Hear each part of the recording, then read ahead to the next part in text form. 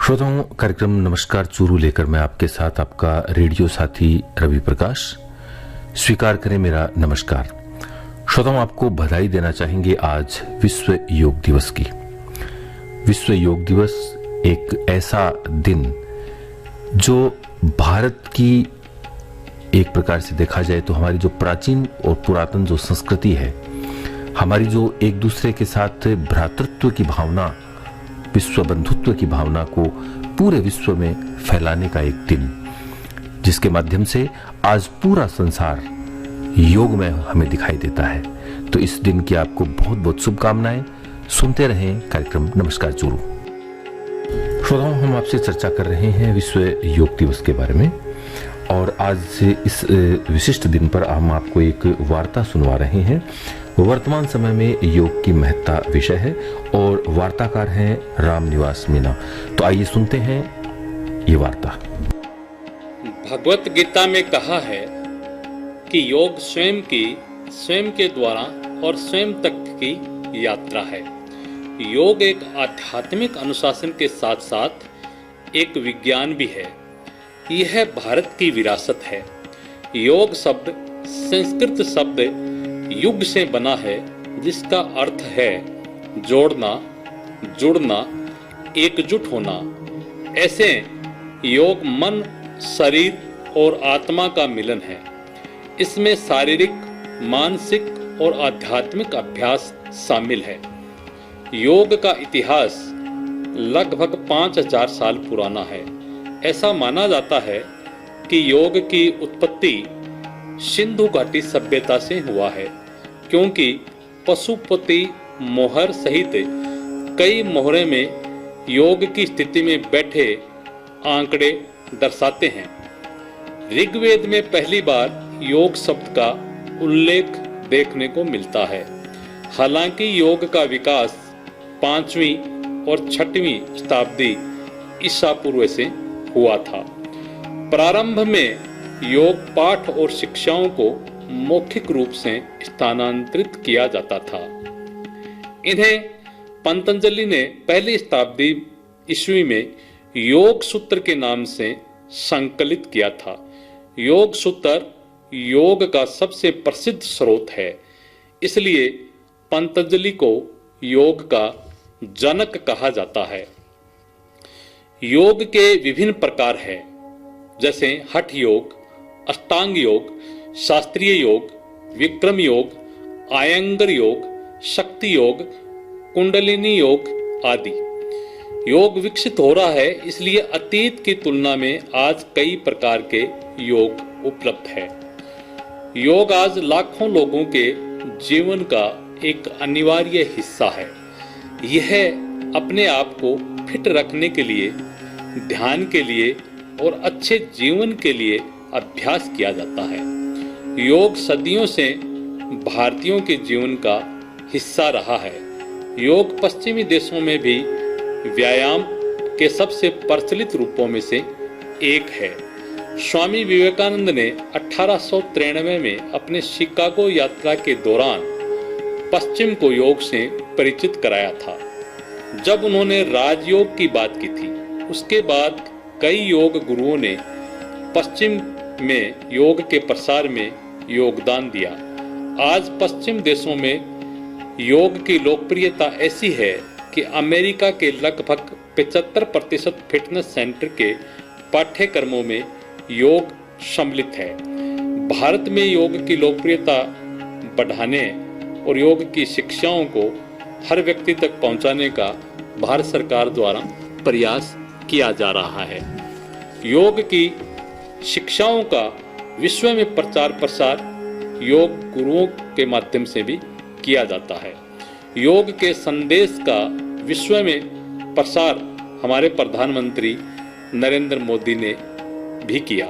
श्री मोदी जी ने 2014 में संयुक्त राष्ट्र महासभा को संबोधित करते हुए अपने भाषण में योग दिवस के विचार का प्रस्ताव रखा, जिसे महासभा ने स्वीकार कर लिया।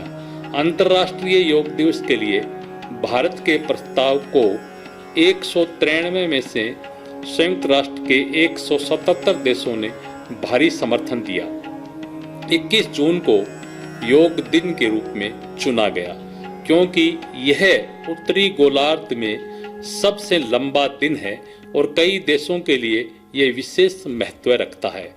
पौराणिक रूप में ग्रीष्म संक्रांति योग के क्षेत्र में महत्व रखती है क्योंकि यह वह दिन है जब आदि योग ने पहली बार योग सिखाया था। योग को एक साधना यानी अनुशासित और समर्पित अभ्यास माना जाता है। यह मानवता के लिए कई लाभों वाला विज्ञान है। योग किसी विशेष धर्म से संबंधित नहीं है।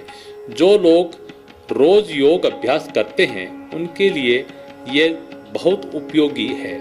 योग को संपूर्ण कसरत के रूप में देखा जाता है। यह मन और शरीर दोनों को शुद्ध करता है। प्राणायाम और ध्यान के माध्यम से योग कई मनोवैज्ञानिक लाभ प्रदान करता है। यह आत्म जागरूकता बढ़ाने के अलावा तनाव प्रबंधन, बेहतर एकाग्रता और ध्यान केंद्रित करने में मदद करता है। इस प्रकार आंतरिक शांति लाने में योग बहुत मदद करता है। योग केवल शारीरिक व्यायाम का एक रूप नहीं है जैसा कि आम तौर पर समझा जाता है। योग जीवन जीने का एक तरीका है।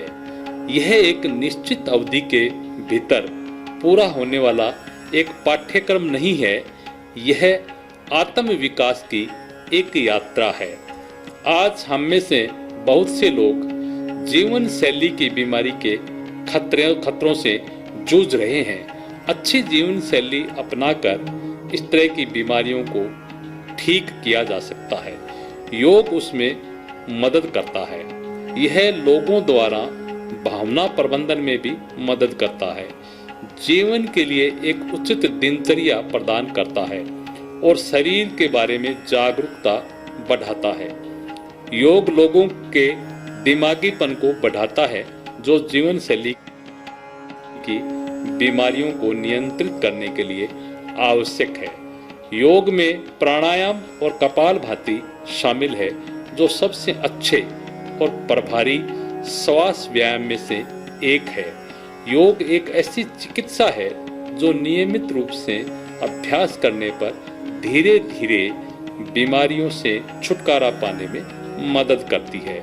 यह आंतरिक शरीर या मन में कुछ सकारात्मक परिवर्तन करता है और शरीर के अंगों के कामकाज को नियमित करता है। विभिन्न उद्देश्यों के लिए विशिष्ट योग है, इसलिए केवल आवश्यक योगों का ही अभ्यास किया जा सकता है। योग जीवन में संपूर्ण विकास लाता है। यह लोगों के जीवन में उद्देश्यपूर्ण ढंग से संलग्न करने और दुखों को कम करने और जीवन में आनंद लाने में मदद करता है। यह हमें सामंजस्यपूर्ण जीवन बनाए रखने में मदद करता है। यह हमें एक अच्छे जीवन शैली देता है। यह कम से कम निवेश के साथ हमारे स्वास्थ्य खर्च को कम करता है। यह आज रोग के निवारक और नियंत्रक दोनों के रूप में कार्य कर सकता है और इसलिए जीवन की गुणवत्ता में सुधार करता है। योग के महत्व का हवाला देते हुए यूनेस्को ने 2016 में भी योग को एक अमूर्त सांस्कृतिक विरासत के रूप में सूचीबद्ध किया। इसीलिए आज के दिन को विश्व योग दिवस के रूप में मनाया जाता है। वार्ता का विषय था वर्तमान समय में योग की महत्ता और वार्ताकार थे श्री राम निवास मीना। और इस वार्ता के माध्यम से हमें बहुत सारी ऐसी जानकारियां प्राप्त हुई, हमारे श्रोताओं को जानकारियां प्राप्त हुई कि अगर योग की बात की जाए तो पूरे संसार भर में योग को जो आज महत्व दिया जा रहा है, वो महत्व का जो मूल कारण है वो मूल कारण है कि योग को इस रूप में पिरोया गया है, इससे वैज्ञानिकता के साथ लोगों के सामने रखा गया है कि जिससे व्यक्ति न केवल शारीरिक रूप से स्वस्थ होता है बल्कि मानसिक रूप से भी वो सबल बनता है, स्वस्थ बनता है। और जैसे इस वार्ता में बताया गया कि योग का जो दूसरा अर्थ होता है वो होता है जोड़ना। आज पूरे विश्व में अगर हम बात करें तो जोड़ने की बड़ी आवश्यकता है।